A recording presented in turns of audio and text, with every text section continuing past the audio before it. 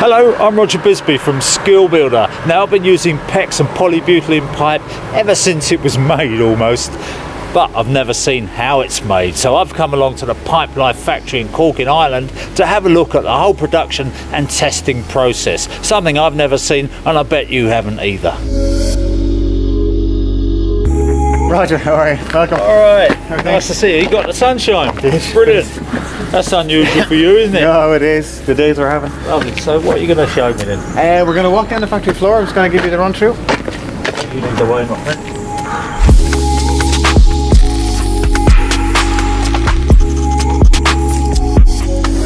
The material will come in from the outside, the silo as we saw, and from here then it gets distributed through individual lines. So we got 12 lines and each one will be different. So you got your PEX, you got your PB, they come in and they go distribute straight to the end. And you can actually see it going through the You can see it moving through the pipework as it gets sucked. So it just sucks up and makes a lot of noise on the way, but and just swap them around as you want. As we need them. It depends on, we've a couple of silos out there, so sometimes they go empty. And if they do, we just move it to the next silo. And they're all labelled, so specifically we know which silo goes where, what material is in each one. This is just basically a manifold. Just a manifold for everything to be distributed in the right direction and all labelled to whatever line it needs to go to. Okay, so this is our PEX line. Yeah. Very same as the other side. In theory, the same. But this is a new machine we've actually installed. So it has, again, a lot more intuitive, a lot more touch screen, and it's quicker reaction.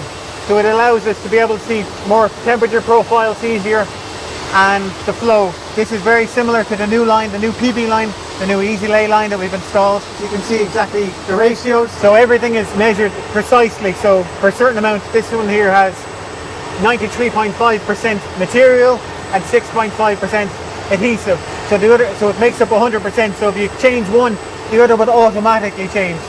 So you'll see that we have to have a certain thickness of adhesive and barrier has to be a certain, so you're talking 1.6 168 microns, thereabouts. So to ensure that we keep that ratio for our wall thickness doesn't get too big or too small, this will ensure that a particular speed, a particular line, and a particular weight per meter is set, that it can't go over. The machine will alarm to tell you you're going over, or it will self-adjust. So if an operator comes and makes a miscalculation, the machine itself will self-adjust. The initial setup will probably take about 30 minutes to go through, and you get all your calibrations. We do all our tests to ensure that everything is working, everything is going through, where all our wall measurements are correct. Outside diameter, wall thickness, everything is correct. Print is okay, the coilers are ready, all the full test all the way through. So as soon as we're up and running, we just keep it up and running. We've all the tests in place that do the warnings, so if things go off, it'll warn, or we can see if walls are starting to get thicker or lower, and we can then react before it becomes a problem or before it affects the pipe itself.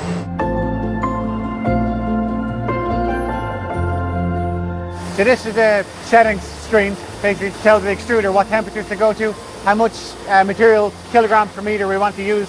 So depending on the speed of the line, we'll have a different gravimetrics will actually tell us at a particular speed you have to have a certain amount of material going through, and it has to have a certain temperature as well to make sure it melts correctly and it can form correctly. You got temperature profiles, 180 degrees, 170 degrees, and then different barrels. So along the way, the material comes through from here, so it's heated all the way through until it gets to the very end where it's nice and malleable and it can just flow through. So this is the extruder, this is the head. So that's hot. This is very hot. We got 2 or 3 different feeds in. So that arm there and that arm there are adding a layer every time. 2 different layers. One is DBOH and the other is barrier. Okay. So you got one layer coming through and they kind of form over it like a sleeve over the sock. Forms over the outside, and then they got the outer layer again. And straight away then it comes in and it starts to form it. So this is the form box, which ensures there's a hole in the middle, and it ensures it only comes out to exactly what we want, which is a 15.25, and it goes all the way through. So that forms the pipe the full length as it's going through. The water's circulating around it all the time, cooling it. So this is our vision system. This tests for visual inspection on the pipework. So as it comes through, it passes through 3 cameras, all lit up, so you can see exactly what sort of, if there's imperfections or there's something wrong or scratching or anything like that, it will be caught at this particular point. There's 3 cameras on it at all times, so you get full exposure, 360 degrees. And if there's anything at all, it will alarm. and tell you, and it will take an instant snapshot picture. And this at the moment, this line is doing 23 meters per minute. So it's taking about 30 pictures every half a second. So about 60 pictures a second is what it's taking at all times. So if there is a fault, it'll take that snapshot and we'll have a meter mark exactly where this happens and we'll be able to trace it exactly where the problem is and be able to cut it out within a couple of centimeters. Okay, yeah, there's your error. I'll get able to find it. The computer itself will show the line as it's going through, so you can monitor at all times. You can see the pipe. If you wanted to spend an hour sitting there watching pipe go through, you can. But if there's anything at all, so if there's any sort of contaminant, a granule that went through, or a fly that lands on the pipe and decides to go through, we'll take a picture of that fly and be able to highlight it and follow it right through. So there's no flies on Pipelife then? Exactly. Every product has a different code. Whoa. And then the code has the traceability, as you see. Yeah. So it's the time, the date, the stamp, what line it was made on. So we can trace it right back to exactly who was working on the line, what time it was working at, what line it was made from, and on a particular date as well. Full traceability. And also there's a product code on every pipe as well. This tells the wall thickness, the ultrasonic. So the idea of the water, it's like a submarine. It's pinged from it, and as soon as it hits the pipe, it bounces back. So the water, it's testing it from all four sides. So top, you can see there, 1, 2, 3, 4. So you got a full coverage of the wall thickness. So it'll measure, it hits the wall, and as soon as it hits the air on the inside of the pipe, it bounces back. So that's how it determines the wall thickness. So we got 1.66, so you got 0.01 of a millimeter measurement in it, which is very good. So we can see our levels. We got a tolerance, max and minimum, and we have to comply depending on the product. So this one is set to 1.7, so everything in and around that range. This is for the outside diameter. So it works like a scanner in the shop, and it actually does a full circle around the outside of it and measures it at all times. And that tells us the outside is 15.24. Again, 0.01 of a millimeter of measurement, and it's live as well. So that one there is reading about 360 measurements a second, and that one is about the same. So it's recording it all the time. All the data, as you can see from the graph, is all recorded and all in there. So this is 15 millimeter pipe, as we would buy it. And it's 15.25, 26, 27. So quarter of a millimeter tolerance. A tolerance. And what happens is it'll cool. So at this stage it's still warm. So when it gets onto the drum and it's brought up onto different coil lengths and whatever else, it'll have shrunk down a bit, tiny bit, probably 0.2. It'll be 15 millimeter. That's where you get it. So all the time kind of moving. And so you've got to allow for that. Well, the tolerance is there. We know historically we know our kind of tolerance. But does that change according to the weather or anything? No. Because I know some extrusions, they do, don't they? If they have to adjust it. Well, we cool the pipe as cool as we can. All the cooling baths all the way down. 30, 40 kilometers of pipe work. That's incredible. Depending on the size. 30, 40 kilometers of pipe work, start to finish. Incredible. So this is our new machine.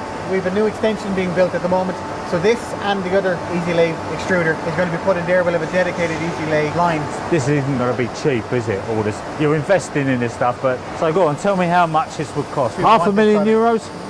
Too far off that. You wouldn't get much change out of it. All right, okay. But once this thing's up and running, this is running up pipe 24, 6 days. As demand comes, it'll move to 24/7 as well, no doubt. One of those machines, you set it off, you don't get near it again. Really? And it does exactly what it says. That's lovely, It's perfect. It means we can double our output now as well, which is great. Yeah, brilliant. Keep doubling it. This is the EasyLay PB, exactly what was down below. So they've rolled it up to here. Rolled it up to here. So we have maybe 8 or 10 drums of it, of different material. Comes through here, we connect it back up again, gets uncoiled into specific lengths. So if you're looking for 25 metre, 50 metre, 100 metre, we'll take it through here. And it goes through this uncoiling and gets wrapped. There's another sensor inside, metal detector sensor, so any joints or contaminants or anything that was highlighted down below is brought up. It's highlighted to the guys here rather than stop the drum and take it off. Got it. So this is the point where you pull it out. Yeah, we pull it out here. Chuck it in the skip. So the guys below have a check sheet as well. It says at a particular meterage. We took a sample because we take a sample every few hours as well to ensure that what we're getting and what we're reading and everything is calibrated. So that's where you have a joint coming through. And the guys, the operators, will stop the machine at a particular meterage. It comes through here with a foil wrap first to get the outside shape. And then it's put through the final external wrapper to give it the brand. So depending on it's a 50 metre or 100 metre or 25 metre. Clever machines. Well, yeah. Nobody working on them. That's it. There's a guy on the end here. And just But fix that's it it. up and put it up. So it's all self Yeah. starting. You Yeah. set it in motion, you set it going, and off it goes. Start to Just finish. keep going. Very little interaction needed. Amazing. And at the very end, then, depending on the customer, if he wants 20 coils or 50 coils, we wrap it. And on that's each. where your orders are done now. Exactly. So that's going out to merchants. Exactly. That's going out to them. So we get it wrapped, everything gets secured onto the pallet, Yeah. put on the truck, and away it goes. Lovely.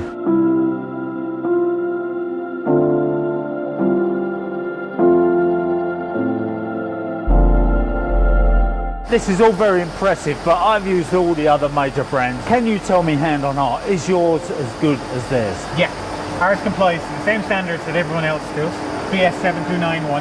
And that's why I'm going to take you in now to show you where we do all our testing and ensure we comply like everybody else. Some of the standards, like everybody else, that we have to comply to are the kite mark for the BSI. Yeah. We also have, we're RAS approved, Yeah. like everybody else. And our product is 50-year guarantee as well on it, which some of them don't have that.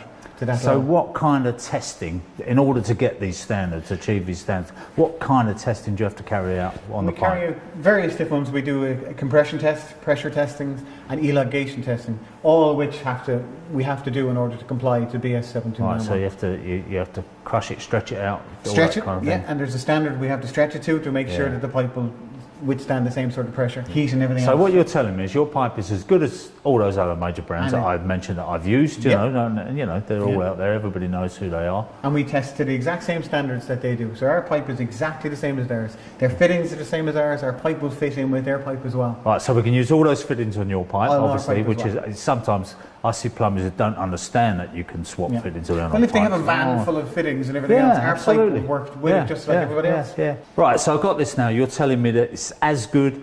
It covers all the same standards, basically it's the same pipe if Yeah, you like. same fittings, It has all the same fittings, it fits. If I'm a plumber and I'm looking at it, I think the only thing I'm thinking now is what I did think when I first saw it is, why is it cheaper than all those other ones? That's the thing that rang alarm bells with me, because I was naturally thinking, if it's cheaper, it can't be as good. But you're telling me it is as good. Is as good. Yeah. So- exact same products, exact same pipe. So it seems to me a bit of a no-brainer. Yeah.